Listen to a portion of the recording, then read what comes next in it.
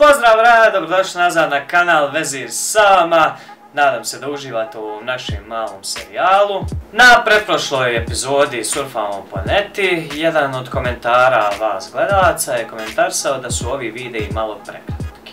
Pa sam odlučio umjesto 10 zanimljivih činjenica danas snimiti 15 za vas. Znam da ste svi očekivali ovaj video u 1 sat, međutim ja se izvinjavam što nisam uspio do 1 sat. Jučer je u oko 12 sati izgorila trafostanica u mom komšiluku, tako da nismo imali struje navečer do 9. U svakom slučaju, ako ste prvi put na kanalu, udrite subscribe, pomaže puno meni i naravno udrite like videa sada kako ne bi zaboravili kasnije. Da ne dužimo dalje, počinjemo!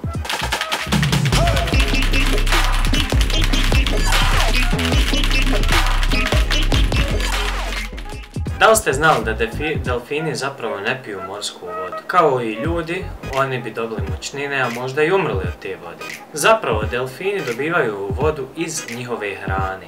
Još jedna za delfine. Delfini zapravo spavaju sa pola mozga, to jest polusvjesno spavaju iz razloga što bi se utušili kada bi u potpunosti zaspali. Većina karmina koje žene koriste sadrži u sebi riblju kožu.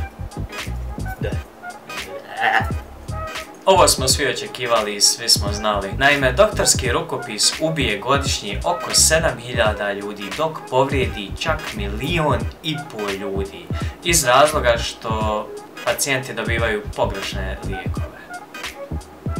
Ne možete zaspati.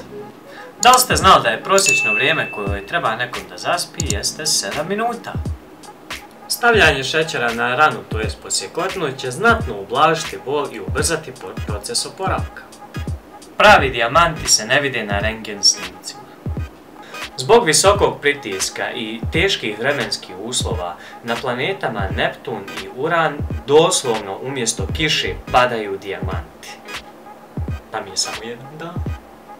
Švedska ima toliko dobru reciklažu da dođe čak u situaciju da mora iz Norveške uvoziti smeće kako bi napajala svoje otpadne elektrane. Erane, dođite u Bosnu i vozite šta hoćete, imamo smeća koliko hoš.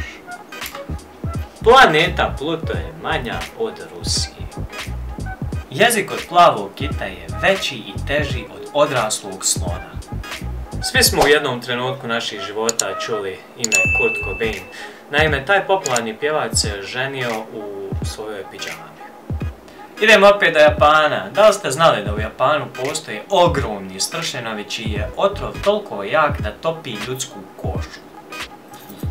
Dijetalna kola, mimo što čisti, da kažem, hrđu i tako to, uništava naše zube i plombe podjednako kao i met ili krak kokaina.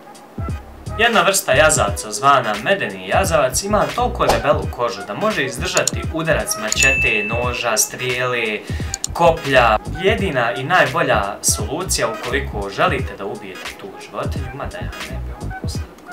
Ukoliko želite da ubijete tu životinju, najbolja solucija je vatreno oružje ili ugruhaj ga palicom.